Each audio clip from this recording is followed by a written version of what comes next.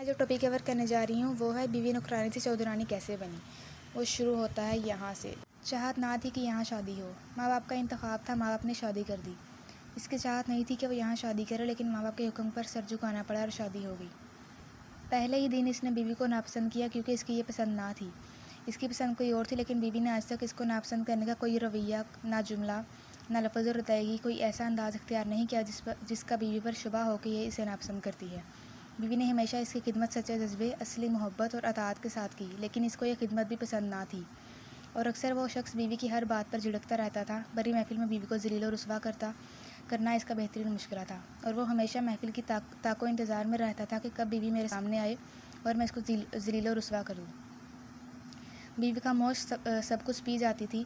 اس کو پہلے دن والد نے یہ بات کہی تھی کہ بیٹی تو پلی ہمارے گھر ہے، جوان ماں کے زیر سایہ ہوئی ہے، پر اب تیرا جنازہ تیرے شوہر کے گھر سے ہی نکلے۔ شیطانی مسکراہٹ والے بابے نے زہر دینے کا مشورہ دیا۔ یہ صبر اور جبر کا سلسلہ چلتا رہا۔ اس نے بیوی کو کئی بار بہت مارا کہ کسی طرح موت واقع ہو جائے، اور مارنے کی اور بھی کئی تدابیر اختیار کی، کسی طرح اس کی موت سے میری زندگی میں آسانیاں پیدا ہوں، لیکن اس کی موت نہیں لکھی تھی۔ بعض اوقات اتنا مارتا لہولہان کر دیتا، حالانکہ غلطی کچھ نہ ہوتی، اور ایک مرتبہ اتنا مارا کہ ہڈیاں بھی توڑ دیں۔ بے قصور بے جرم بیوی بہت بڑی مجرم تھی، لیکن جرم کوئی نہیں تھا۔ آخر اس شخص نے ایک ایسی تدبیر سوچی۔ اس نے کچھ دوستوں سے مشورہ کیا، کانوں میں باتیں ہوتی رہیں، آہستگی سے مشورے ہوتے رہے۔ ایک پرانا بابا جو سیاںا تھا، اس کے پاس یہ کیس بھیجا۔ بابا نے سارا کیس سنا اور ایک شیطانی مسکراہٹ کے ساتھ سارا مسئلہ چٹکیوں میں حل کر دیا۔ بابا نے اسے ایک مٹھائی دی جس میں زہر ملا ہوا تھا۔ کہا کہ یہ بیوی کو خوش ہو کر یہ کھلا دے، بس وہ زیادہ تڑپے گی نہیں اور مر جائے گی، تیرے اوپر انگلیاں بھی نہیں اٹھیں گی، اور لوگ تجھے پہچان بھی نہ سکیں گے کہ اس کا قاتل تو ہے۔ بہت خوش ہوا۔ وہ مقصد جو سال سے حاصل نہ کر سکا، آج اس کی وجہ سے اسے اس کا حل مل گیا تھا۔ خوشی خوشی وہ مٹھائی گھر لایا اور بڑے پیار کے انداز سے بیوی کو مٹھائی دی۔ بیوی نے شوہر کی پیار بھری مسکراہٹ اور محبت بھری آنکھیں دیکھ کر 100% اندازہ لگا لیا کہ یہ محبت نہیں ہے بلکہ کوئی سازش چال ہے، اور یہ مٹھائی بھی مشکوک ہے۔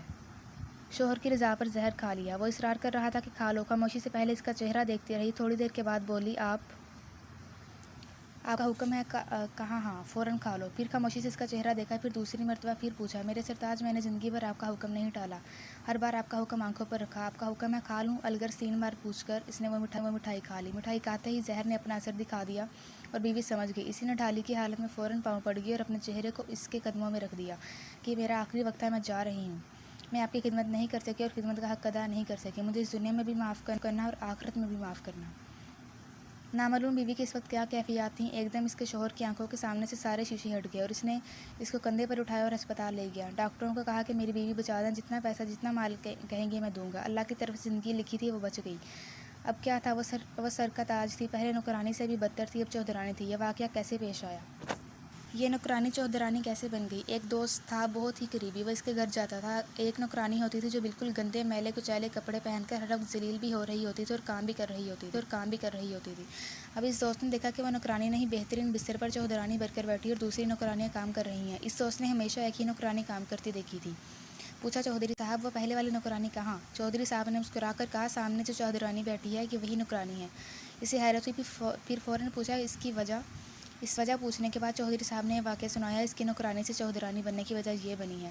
اس مضمون کا سبق صرف یہی ہے کہ بیویوں کو محبت دیں، الفت دیں، پیار دیں اور ان کی تعریف کریں، خدمت کی دلجوئی کریں، اور بیویاں اگر شوہر کسی طرح کا بھی مل جائے، ان کو محبت اور پیار دیتی رہیں، احترام دیتی رہیں، انشاءاللہ ہمیشہ کامیابی ہوگی۔ جزاک اللہ۔